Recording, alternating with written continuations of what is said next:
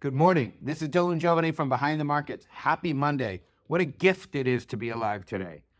Today's September 23rd, and today I want to talk about how I lost everything on one trade and how that really impacted me as an investor. When I was young, I started working on Wall Street. Before I even was heavy into sales, I was working as an assistant part-time to a technical analyst part of the day. And he would sit there. This is back when Wall Street didn't have all these fancy computers. They had these little green, yellow Quotron machines. And he would get in charts and he would look at them. My job was on these books of charts that he would get in from William O'Neill's chart service. I had to take a pencil and update all these charts, hundreds and hundreds of charts each week by hand. So I'd look at the chart, and if the stock was at 51, I have to remark it to 52.5 if it went up that week, or down to 50 or 49 if it went down. And I did all these by hand, and I would sit next to him. I've always been a skeptical guy by nature. It's just my programming. I always related to the George Soros quote. He was talking about being a security analyst, and he said, "I'm not a security analyst. I'm an insecurity analyst. I look for everything that can go wrong before I do anything." And I kind of come along the same lines of that.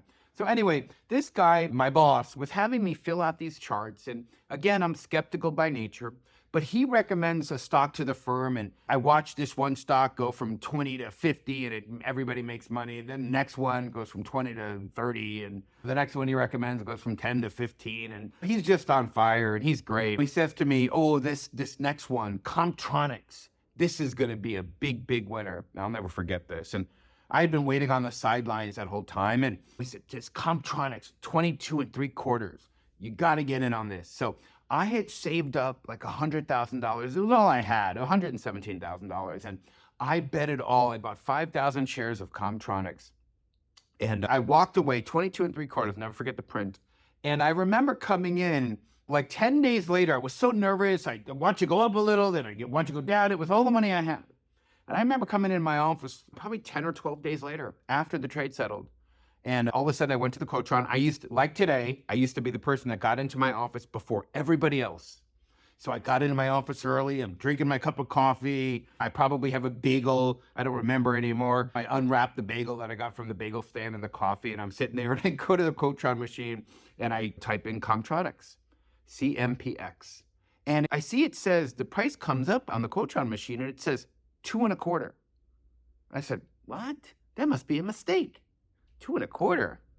So I walk around to like 5 other machines. Now remember, this is early in the morning. It's still almost dark outside. I am at this gigantic brokerage firm with machines all over the place, basically by myself. And I'm walking up to all these machines and typing in Comptronics, CMPX. And they all stay the same, 2 1/4. I'm like, "What? This was 22 3/4 last week. What the heck's going on here?" It turns out that that company had fraud. And I lost everything on that one trade. I was so stung by that loss. I was so shocked that loss. I remember running into the trading room when people came in and I was like, "How do I reverse the trade? How do I reverse the trade?" I said to those traders, and they're like, "There's no reversing this trade. It's yours. You own the stock. You're down, wiped out, boom, just like that." That taught me a couple of valuable things. That loss, losing everything on one trade, was the best thing that ever happened to me. God had a bigger plan. What it did is it started getting me to ask myself questions. By the way, the worst part about this whole experience is the big shot analyst who told me this thing is going to run.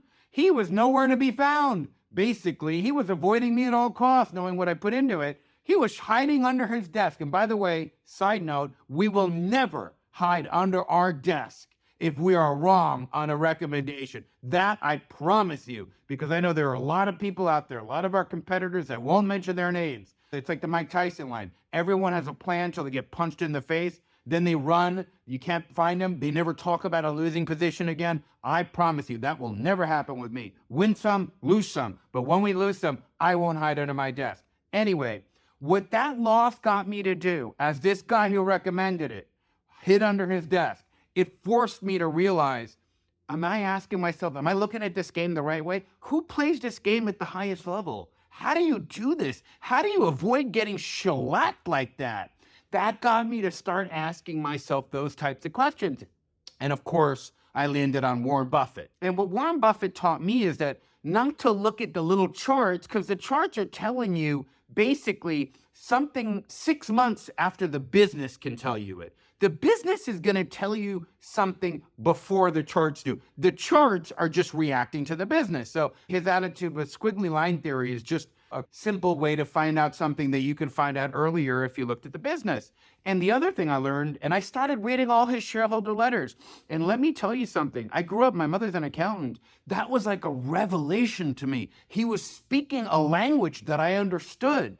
So I guess the headline here is losing everything on one trade got me to start asking questions about who played this game at the highest level, and got me to learn how to look at investing as a way to analyze a business as opposed to just trading some intangible piece of paper. And that has been very beneficial. And members of ours know that that has been very beneficial for them too, if you look at your track record over time. Anyway, I just wanted to say happy Monday. I wanted to share some of this experience with you.